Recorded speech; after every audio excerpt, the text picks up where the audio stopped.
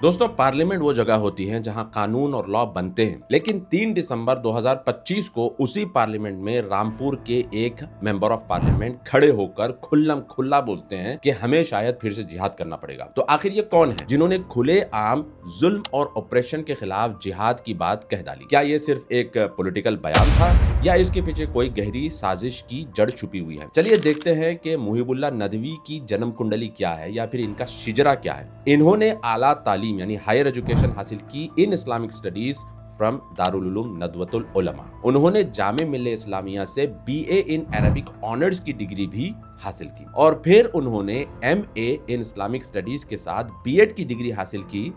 पर कहां से? वही नाम जहां से सारे राष्ट्र अल फलाह यूनिवर्सिटी से। अल फलाह यूनिवर्सिटी ये वो मरकज है जहां से रिसेंटली एजेंसीज ने एक बहुत बड़ा जिहादी नेटवर्क बेनकाब किया है। वही यूनिवर्सिटी जहां खवारिज और इखवानी सोच की बींज रखी जाती है। अब इस पूरे नदवी एंगल में एक और नाम भी आपके सामने आता है, वो है मौलाना सलमान नदवी। ये भी दारुल उलूम नदवतुल उलमा से जुड़े थे और 2014 में जब पूरी दुनिया आईसिस के सरगना अबू बकर अल बगदादी से नफरत कर रही थी, तब सलमान नदवी ने अबू बकर बगदादी को एक लंबा लेटर लिखा। लेटर में सलमान नदवी ने अबू बकर बगदादी को मुबारकबादी दी और उन्होंने मुसलमानों का उसको खलीफा माना। अब आते हैं उस सबसे बड़े झूठ पर जो ये मौलाना हजरात आप और हमारे सामने हमेशा कहते रहते हैं कि हिंदुस्तान में मुसलमान मजलूम हैं। असल हकीकत ये है कि ये मौलाना खुद मजलूम है, क्योंकि इनकी जो पैरेलल गवर्नेंस चल रही थी वो बंद हो चुकी है। इनका जो काम था हलाल सर्टिफिकेट्स के नाम पर बिजनेस एस्टैब्लिशमेंट से मोटा पैसा वसूलना या फिर वक्फ की हजारों करोड़ों की जमीनों पर कब्जा करना, जिसका फायदा आम मुसलमानों को तो कभी हुआ नहीं